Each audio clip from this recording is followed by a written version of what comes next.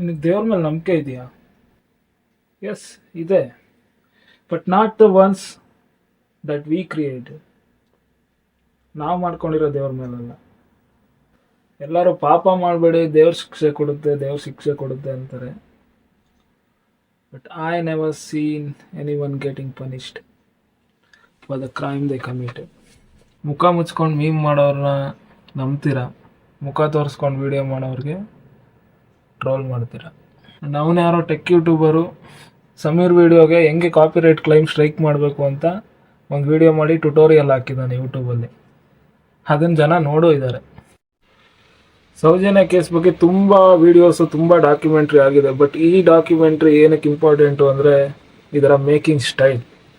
ಇದು ತುಂಬ ಕ್ಯಾಪ್ಟಿವೇಟಿಂಗ್ ಆಗಿ ಮಾಡಿದ್ದಾರೆ ವಿಡಿಯೋನ, ಆಡಿಯನ್ಸ್ ಎಲ್ಲ ನೋಡೋ ಥರ. ಆ್ಯಂಡ್ ಯೂಸ್ ಮಾಡಿಕೊಂಡು ಅವ್ರ visual representation style and with proof ಮಾತಾಡಿದ್ದಾರೆ. That's why this video is so special and everyone should watch this.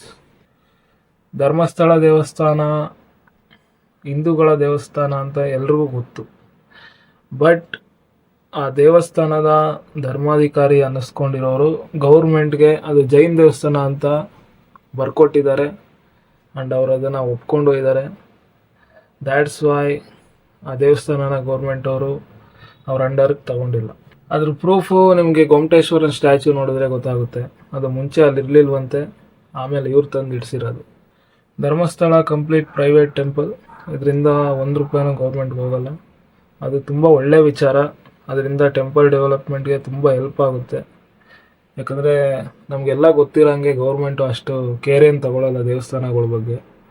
ಕಾಲಾಂತರಗಳಿಂದ ಬಂದಿರೋ ಕ್ರೈಮು ಗೊತ್ತಾಗಿದ್ದು ಒಂದು ಸೌಜನ್ಯ ಕೇಸಿಂದ.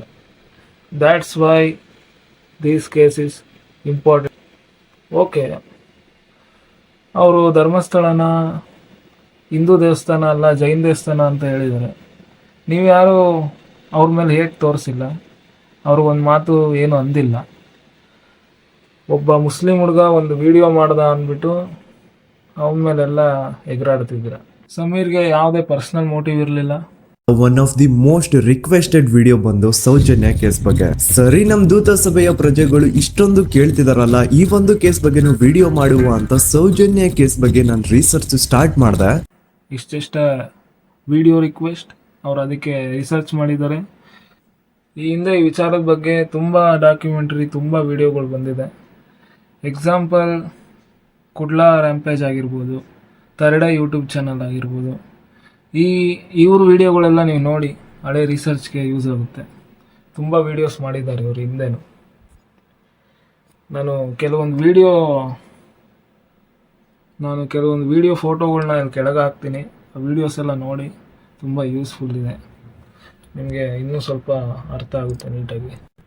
ಒಂದು ವಿಷಯ ಟ್ರೆಂಡಿಂಗಲ್ಲಿದೆ ಅಂದರೆ ಅದಕ್ಕೆ ಪಾಸಿಟಿವ್ ಮಾತಾಡೋರು ಇರ್ತಾರೆ, ನೆಗೆಟಿವ್ ಮಾತಾಡೋರು ಇರ್ತಾರೆ. ನೀವು ಯಾವಾಗಲೂ ಪಾಸಿಟಿವ್ ಮಾತಾಡೋರಾಗಲಿ. ನೆಗೆಟಿವ್ ಎಲ್ಲರೂ ಮಾತಾಡ್ತಾರೆ ಗುರು. ನೆಗೆಟಿವ್ ಮಾತಾಡಿದ್ರೆ ವ್ಯೂಸ್ ಬರುತ್ತೆ ಅಂತ ಅವ್ರಿಗೂ ಗೊತ್ತು, ನಮಗೂ ಗೊತ್ತು. ದ್ಯಾಟ್ಸ್ ವೈ ಪಾಸಿಟಿವ್ ಮಾತಾಡೋರಿಗೆ ಸಪೋರ್ಟ್ ಮಾಡಿ, ನೆಗೆಟಿವ್ ಮಾತಾಡೋರಿಗೆ ಬುದ್ಧಿ ಹೇಳಿ.